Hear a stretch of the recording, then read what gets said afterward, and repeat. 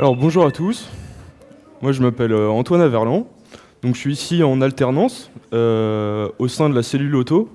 Donc la cellule auto c'est dans le service QA et nous en fait on est là pour augmenter la couverture des tests automatiques sur un peu tous les produits que fournit Woodrive. Alors, du coup, là, on va s'intéresser à... c'est une recherche d'outils pour le développement sous Mac. Pour le développement... Oula, désolé. Pour automatiser les tests sous Mac. Donc, d'abord, je vais définir qu'est-ce que l'automatisation. Ensuite, nos besoins par rapport à l'outil. Les différentes possibilités et qu'est-ce qu'on a déjà commencé à faire. Donc, qu'est-ce que l'automatisation ? Donc l'automatisation des tests, c'est assez vaste.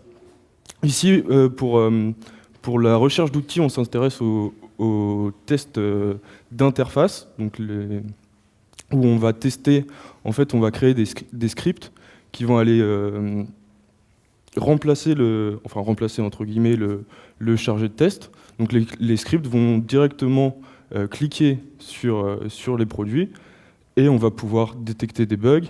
Donc l'automatisation de l'interface, ça va être surtout pour les bugs de régression.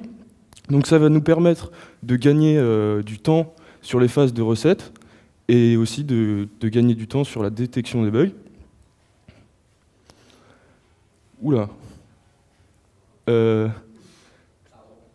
Ok, bon, c'était pas trop comme ça, c'est pas grave.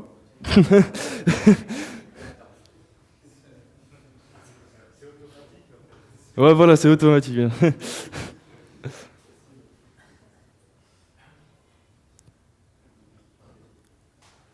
Donc la quatrième.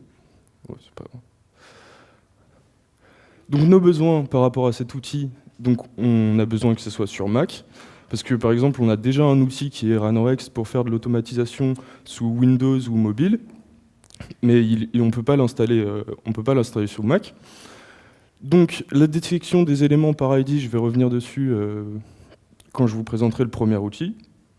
On a besoin que cet outil soit simple d'utilisation, qu'on ait des rapports assez clairs et une maintenance assez facile. Donc les quatre outils que je vais vous présenter sont affichés là. Donc CQLScript, Squish, AppleScript et XCTest. Donc CQLScript, ça nous permet de développer des tests automatiques en Jython. Donc c'est un mélange de Java et de Python. Et lui, on l'a directement exclu, mais je vais quand même vous le présenter parce qu'il identifie les éléments par screenshot et pas par ID. Donc on l'a directement exclu parce qu'il n'est pas supporté après l'OS 10.10, donc ça sert à rien. Mais donc comme je vous ai dit, il identifie les éléments par screenshot, et donc en fait ça va marcher. On va avoir une base dans l'outil avec tous les screenshots, et quand on va vouloir faire une action sur un élément, donc par exemple un clic, il va scanner l'écran qui est affiché et il va comparer avec l'image qu'il a en base. Et donc, vu qu'on automatise sur des produits qui sont amenés à évoluer, les éléments graphiques sont vite amenés à évoluer.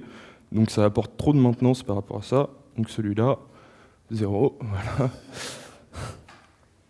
Donc, on passe maintenant à Squish. Donc, il nous permet de développer des tests automatiques sous différents langages, donc Python, JavaScript, Ruby, Perl ou TCL.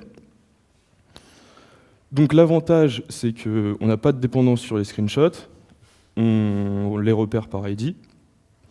On a des rapports assez clairs. Par contre, le seul désavantage, c'est qu'on a une licence assez chère.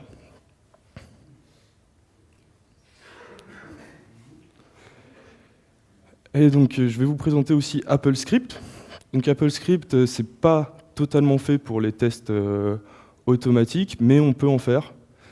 Et en fait, ça ajoute trop de développement côté développeur. Et on va devoir tout implémenter nous-mêmes, la génération des rapports, etc.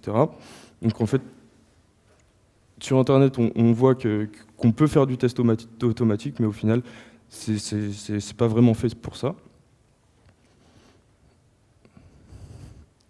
Et donc enfin, XCTest. Donc là, c'est en Swift ou en Objective-C, et c'est intégré dans Xcode. Donc les développeurs peuvent avoir la main, peuvent voir les tests qu'on développe. On a des rapports assez clairs si on le branche avec Jenkins. Donc c'est gratuit parce qu'on le développe déjà avec Xcode.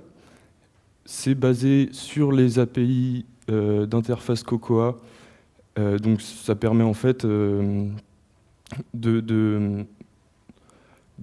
d'identifier les éléments par ID. Par contre, le seul désavantage, c'est qu'on va pas pouvoir aller cliquer sur des éléments qui sont autres que l'application. Donc, par exemple, si on veut aller cliquer sur l'explorateur de fichiers, on va pas pouvoir, mais on va pouvoir passer outre parce qu'on va pouvoir vérifier en fait fonctionnellement dans le code. Donc on a choisi XCTest par rapport à Squish, juste parce que c'était gratuit, la licence, et en plus, on a déjà des développeurs qui utilisent Xcode, donc on était... Excusez-moi.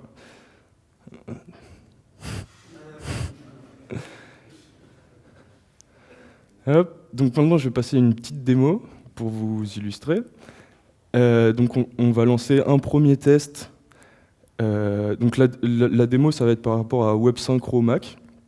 On va lancer un premier test sur une synchronisation.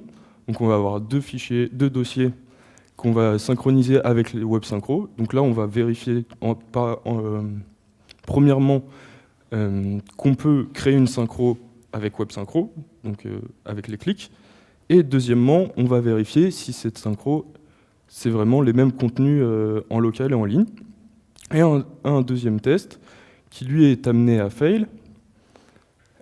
Et on va vérifier directement si ces deux fichiers sont synchro, si ces deux dossiers sont synchro, sans avoir fait une synchro avant.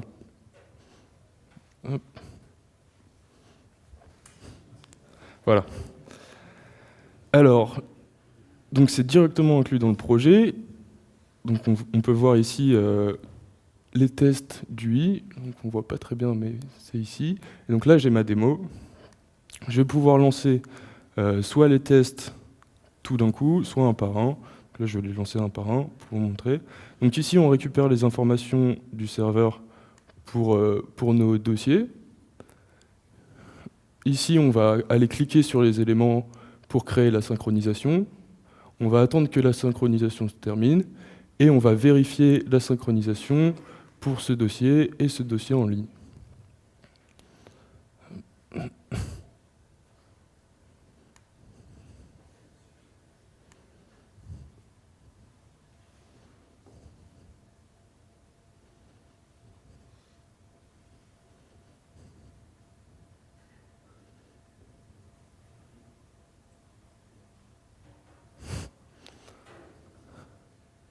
Donc voilà, il va cliquer tout seul sur les éléments. On va se connecter.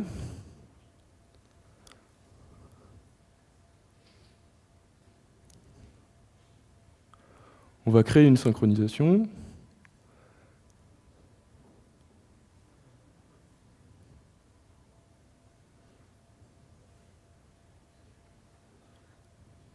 On attend que la synchronisation soit terminée. Et là, il passe directement au teardown, donc il remet l'environnement à 0. Voilà, donc là, on a le petit test succès avec la petite marque verte comme quoi il est succès. Et maintenant, on va lancer le test qui fail juste pour voir les messages d'erreur qu'on peut récupérer. Donc cette fois-ci, on n'a aucun clic graphiquement. On va juste vérifier que la synchro... Hop. Donc je récupère mon message d'erreur, comme quoi le dossier en local contient seulement deux fichiers, alors que le dossier en ligne, il n'en contient pas, donc forcément, ça ne passe pas.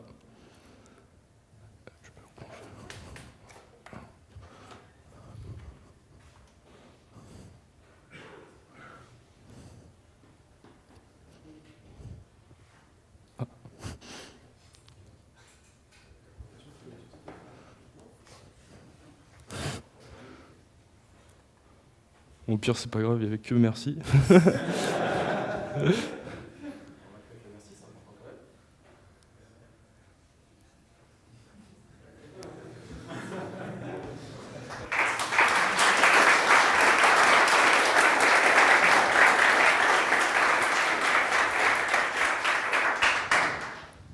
Y a-t-il des questions ?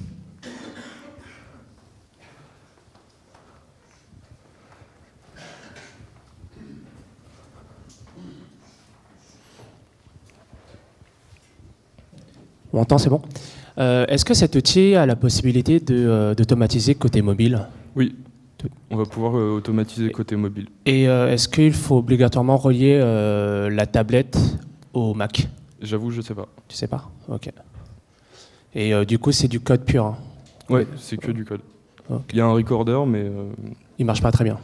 il marche, mais ça va plus être pour repérer les éléments graphiques. Ouais. Et une fois qu'on a cet élément, on va faire des actions en code. D'accord. Ok.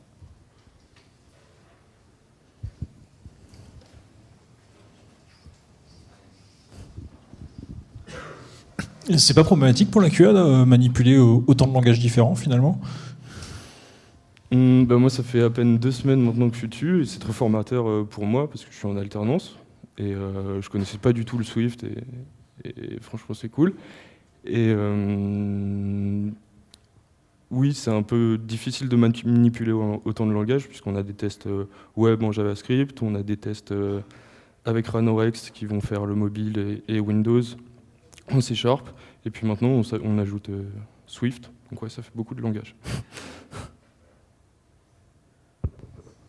D'autres questions ? Merci à toi. Merci beaucoup.